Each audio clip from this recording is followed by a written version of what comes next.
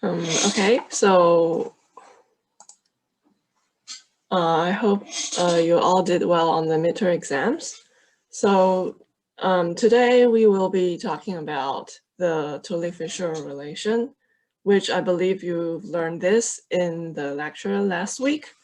So Tully-Fisher relation is a strong empirical relation on disk galaxies. So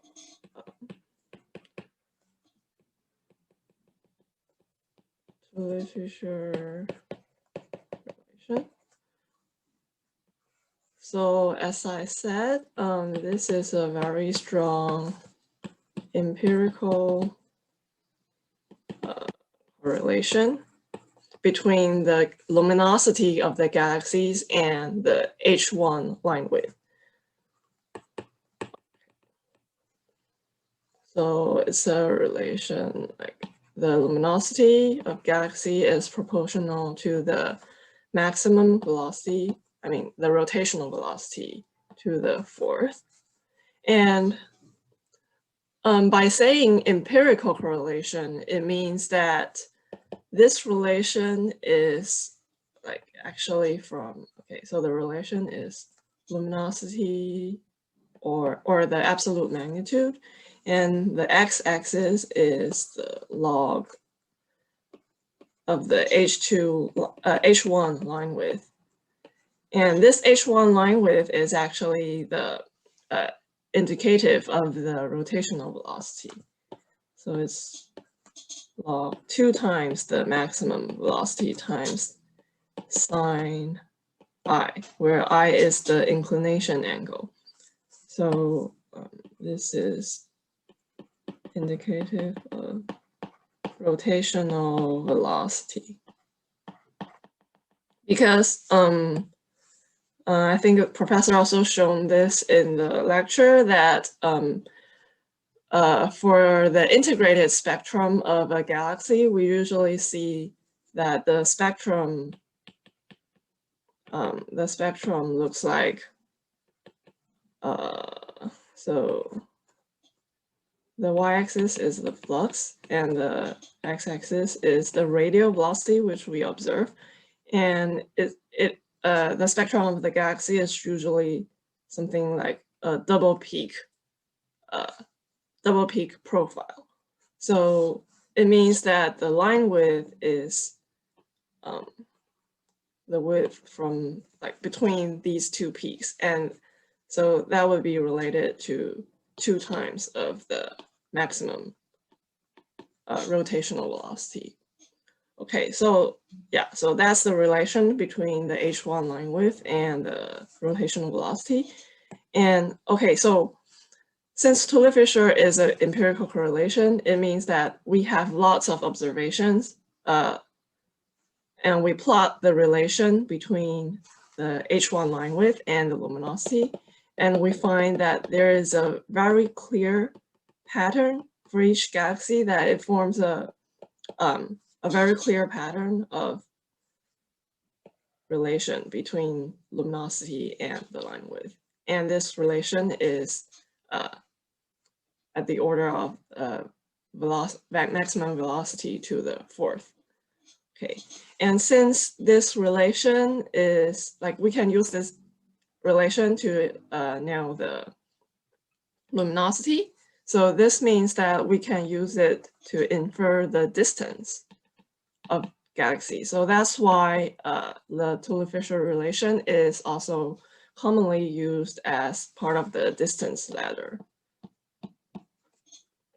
So because just like the variable stars, like the Cepheids, it's a relation between luminosity and the period of its variation. So we can also use that to know the luminosity. And then with the luminosity and the observed flux, we can infer the distance of the object. Okay, so although Tully-Fisher relation is an empirical relation, but it's not that we don't know at all like why this relation would exist. So we can actually use based on some simple assumptions, we can kind of derive this relation so that we know this correlation is not, like, at least it makes sense. So today I will, the first part, I will show you a simple example of how we can use based on some simple assumptions, and we can show that the Tully-Fisher relation. So I will use a simple Newtonian mechanics and the circular orbit. So we all know that the enclosed mass has a relation of RV squared over G. So yeah, so this is simply a circular orbit assumption of Newtonian mechanics. And with this equation, we can show that the mass is proportional to the maximum velocity squared times the HR, where HR is the, you can treat it as the radius of the galaxy. So we call it the scale length. Okay, I'll clarify it later. And so with this relation, we can further show the Tully-Fisher relation, which is L proportional to V to the fourth, by using some assumptions of, if we assume the mass to light ratio of the galaxy is a constant, and if we assume the central part of the surface brightness is a constant, then we can infer the Tully-Fisher equation from this relation with scale height. Okay, so let me write this down. If we assume that the mass to light ratio and I at the center is constant,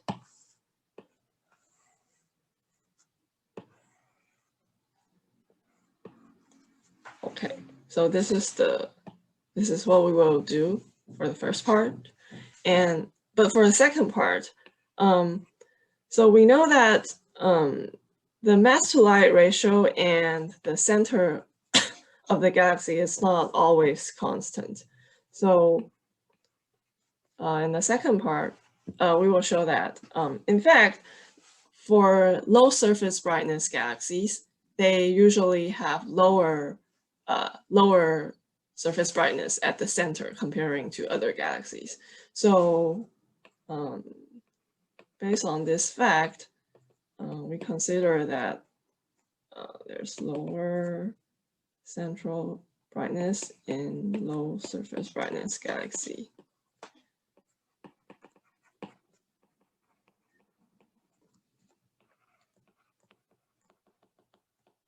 And we will show that under this circumstances, if the Tully-Fisher relation still remains true,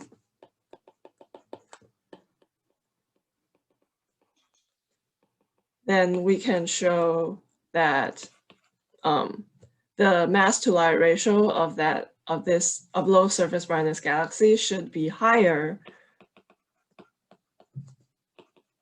than what we derive, and it should be proportional to 1 over square root of I of 0. Okay, so this is a summary of what we will do today.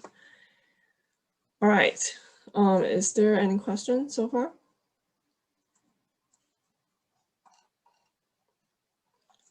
Okay, if no, start. So the first part, as I said, I will use the enclosed mass relation, RV squared over G. And so first we're going to show a relation that the mass is proportional to V squared times the scale length of the galaxy. Okay, so what is the scale length? So for a disk galaxy, the density distribution is usually like it is denser at the center, but the density profile, like it's a radially decaying profile. So something like this. So denser at the center and less dense at the outskirts. So a very commonly used and simple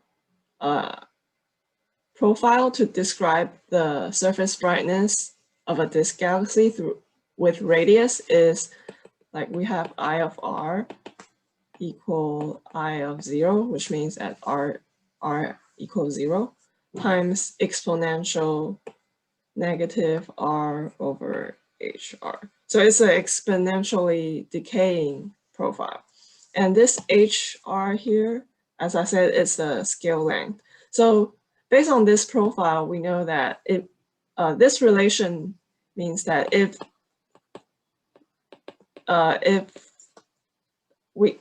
a point is outside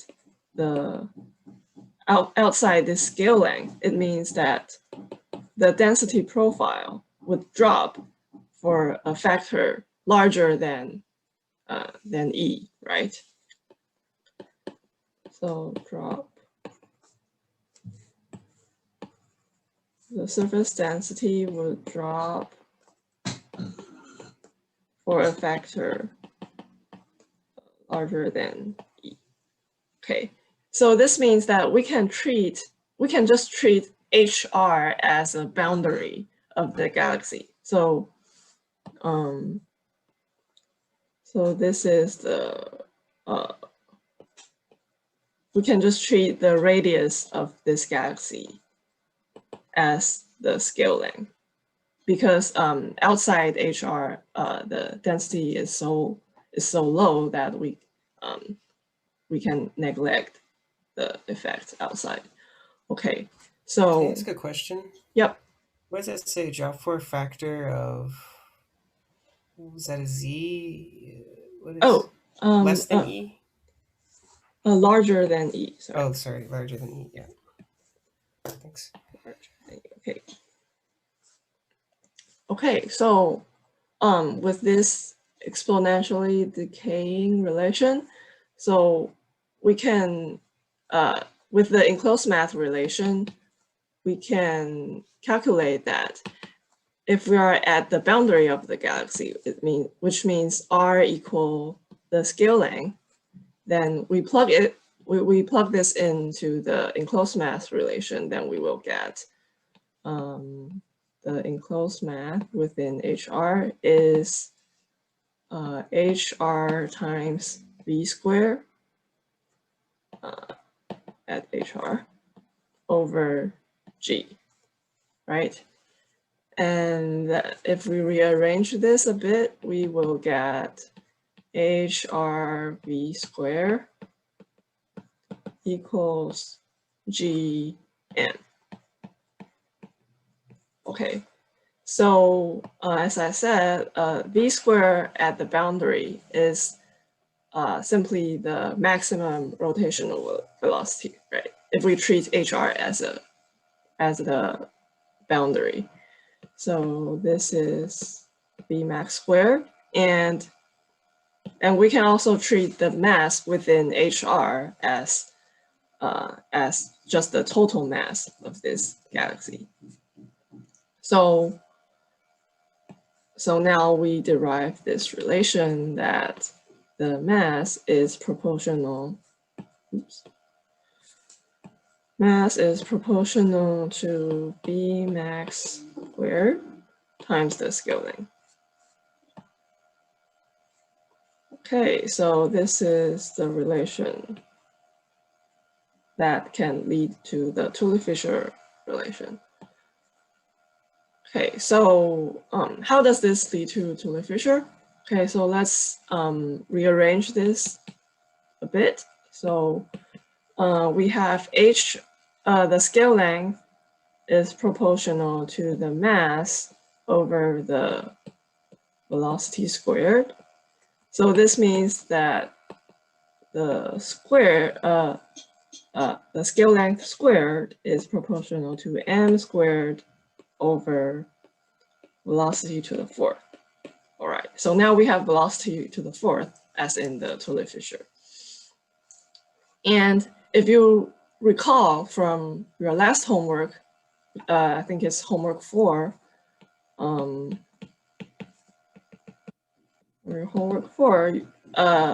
we have shown that the total disk luminosity is equal to 2 pi and the surface brightness at the center times the scale length squared, right? So you can easily derive this if you, so many people just directly use the exponential decaying relation over here, and then you can easily derive this relation that luminosity equal 2 pi I of 0 HR squared. Okay, so with this relation, it tells us that the total luminosity is proportional to HR squared, right? And since we already have that HR squared is proportional to m squared over v to the fourth, it means that the disk luminosity is proportional to m squared over v to the fourth. All right. And as I mentioned, we will make some assumptions. So there are 2 assumptions we will make. So if I of 0 is about constant, and if the mass to light ratio is constant. Okay, so for the I of 0 is constant, we already use this to imply that L is proportional to HR squared, right? If I is not constant, then we cannot do that.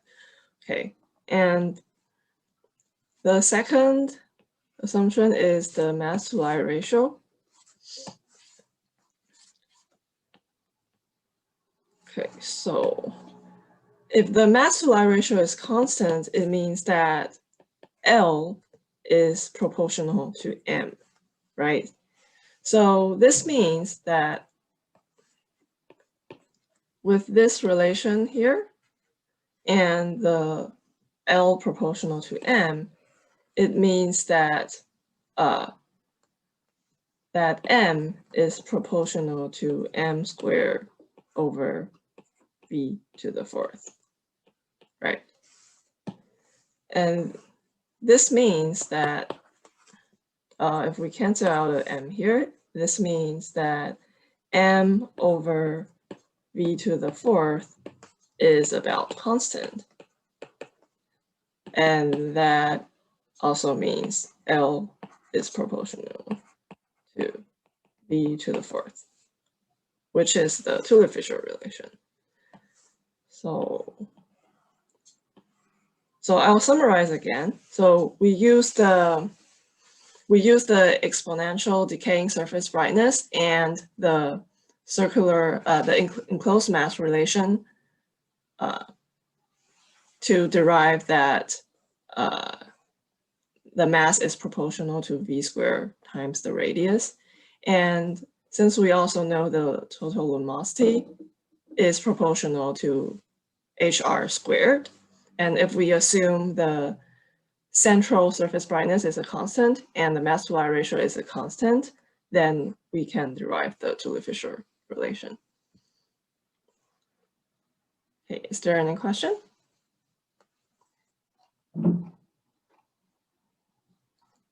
Yeah, can you repeat that last part again? Which part? The last part. About how you, on why they're constant? You mean why the central surface brightness and the mass to light ratio are constant? Yeah. Okay, that is our assumptions. So as I said, in in the second part, we know that for example, the I of 0 shouldn't be constant, because, for example, in low surface brightness galaxies, we actually have lower central surface brightness. So that is a assumption we made for now to because we know Tully-Fisher relation is a empirical relation, right? It's not actually derived from a theory or something, but so we're just making some assumptions like the mass-to-light ratio and the central surface brightness, and we are using very simple Newtonian mechanics to kind of check that the Tully-Fisher relation somehow makes sense. Yeah. Does that answer your question? Yes, thank you. Okay, so, all right, as I said, the second part, we know that I of 0 shouldn't be constant. And actually for, in particular for low surface brightness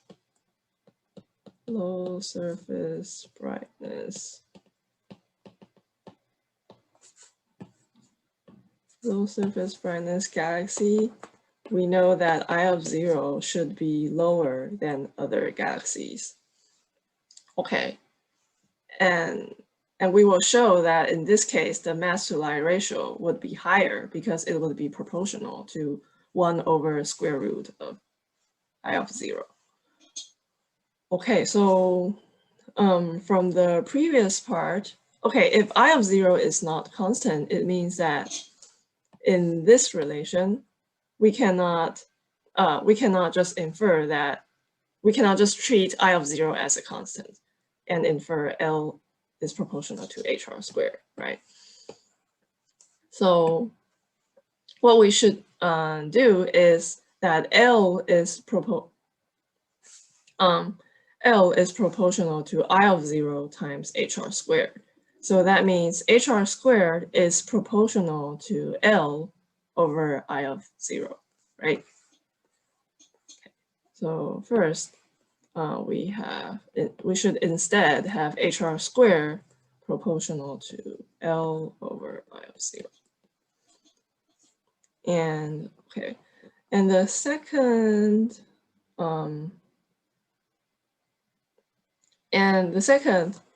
part we use is that HR squared is proportional to m squared over velocity to the 4th, right? Okay, so if I of 0 is not a constant, then with these two relations, we will get m squared over v to the 4th is proportional to L over I of 0, right? Okay, so this means that if since we are considering we want to get the mass-to-light ratio relation. So let's rearrange this and let's split this equation with a mass-to-light ratio times, since we have m squared, another m, times m over v to the 4th. And that would be proportional to 1 over I of 0, right?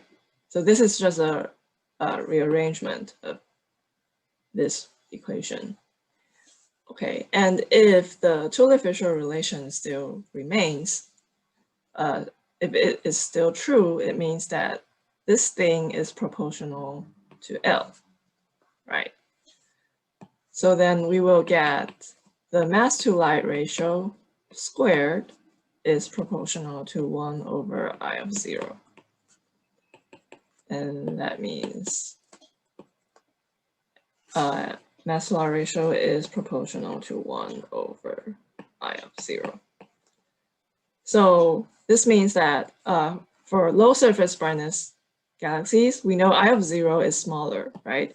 So if we have smaller I of 0, then the mass to light ratio should be higher than other galaxies. Okay. So any questions on this part? Like the second part should be pretty straightforward.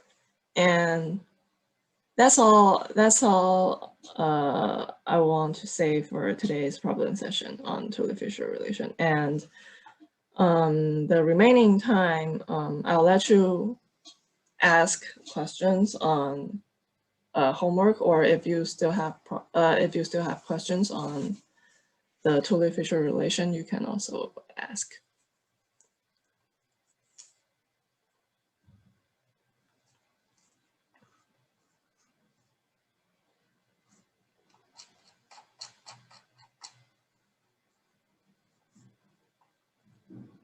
Okay, so any questions on Tully-Fisher relation?